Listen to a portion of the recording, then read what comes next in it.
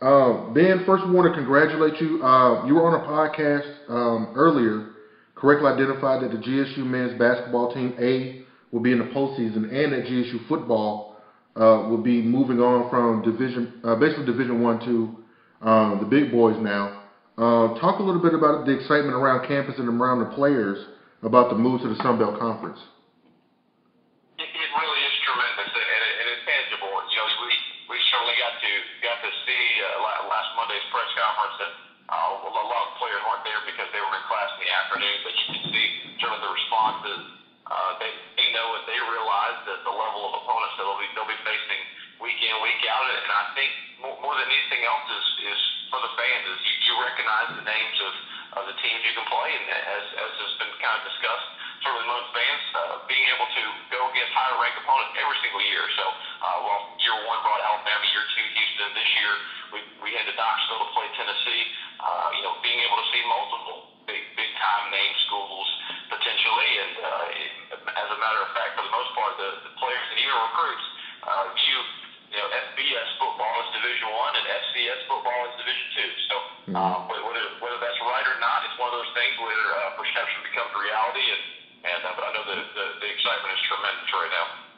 Yeah, when I first heard about it, I heard about it on PantherTalk.com. Shameless plug for you guys, but unfortunately, the local media doesn't really do a great job of hyping it up a little bit. But, on Facebook, the outreach was tremendous. A lot of the friends of mine who went to Georgia State, they're excited about the fact that we're going to the Sun Belt Conference. Georgia State, if I'm not mistaken, back in the day, used to be in the Sun Belt Conference. It's where they used to play some of their basketball games. Am I right about that? Yeah, it was. It was a founding member back in the late 70s, and certainly some of the old school alums and folks that way remember us in the Sun Belt. We got out in the beginning of the 80s and moved over into the TAC, which became the A-Sun. But that was what the wild part about it is we've been here before, but we get to go back and certainly jump in a conference that is better fit for us geographically and a return home, if you will.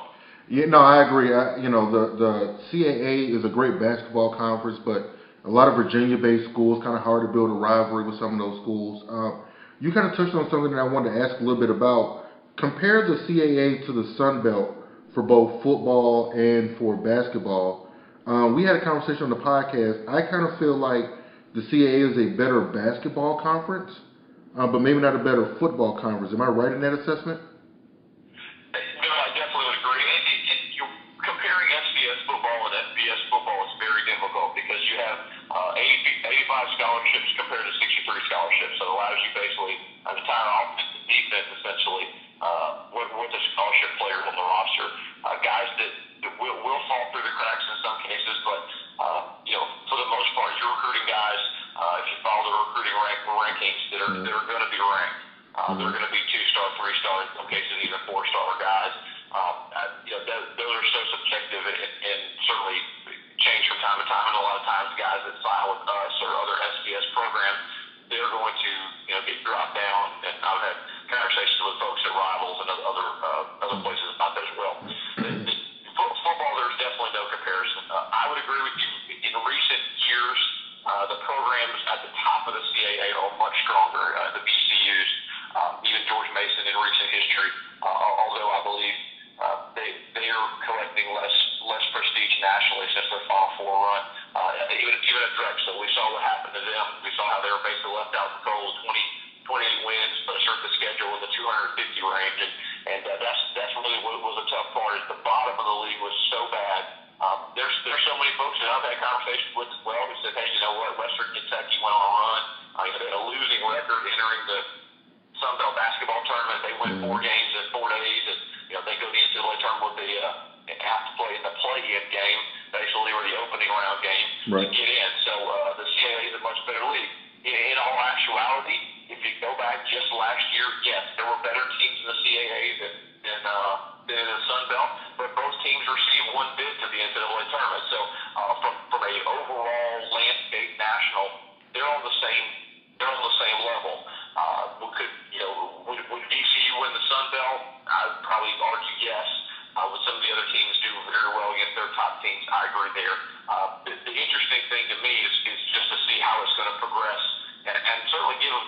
fans a reason to watch the Sun Belt this fall and this winter to see both how football and basketball react. Say, hey, look, what are we getting ourselves into? Let's talk about some of the non-traditional sports a little bit, because I didn't want to leave them out of the conversation. The men's baseball team, the women's basketball team, the women's softball team, which we will talk about in a second. How about for other sports? How will that transition benefit those sports? It's actually a lot better. I had a conversation earlier this week, and it's one of the things where certainly men's basketball, with the success we had with Coach Hunter in his first year, a lot of folks focused on that.